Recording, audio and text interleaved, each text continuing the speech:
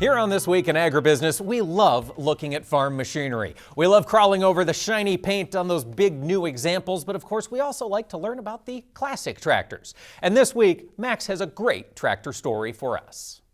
Well, Mike, of course, each weekend on This Week in Agribusiness, we tell the story of an old farm tractor.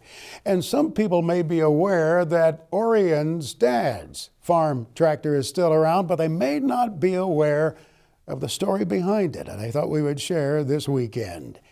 It was in 1995 when I acquired the old Farmall that my folks had on a farm in southwestern Indiana. And our talking about it on the broadcast here made Orion Samuelson's sister think about the tractor their dad had in the Kickapoo Valley in Wisconsin. Well, it was still around, sort of.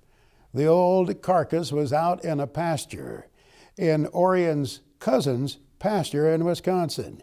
And Orion's sister sent the photograph of that old F-20 made by International Harvester, sent it to me there in our farm department office, and that ignited the fervor to get that tractor somehow out of that field.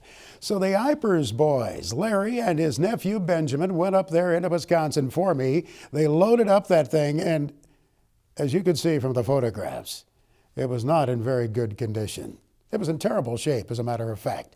We took it to Illinois and then auctioned off that carcass to benefit the Ag in the Classroom program at one of my tractor rides. It brought down near $7,000, as I recall.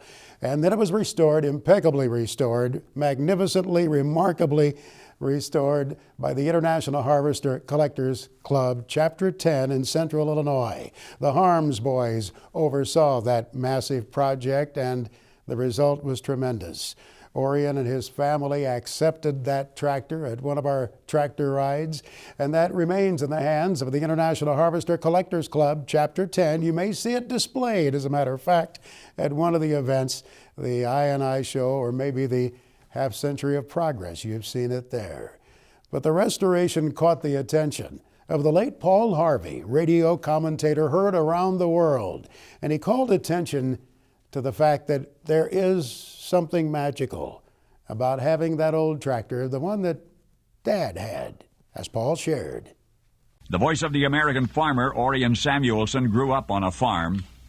He was 5 years young the day the shiny new red Farmall F20 tractor was unloaded in the barnyard. He was 8 before his legs were long enough and strong enough to operate the clutch. But that day, he became his father's partner, plowing and disking, planting, hay cutting, oats harvesting. Years later, when the farm was sold, the old tractor went with everything else. But 10 years ago, the remains were discovered, rusting away in a pasture. Farm broadcaster Max Armstrong had always encouraged Orion to join in his hobby of tractor restoration. And what do you know? That Farmall F20, which was bought new for $720 in 1939, was sold used when the farm was sold in 1965 for $750.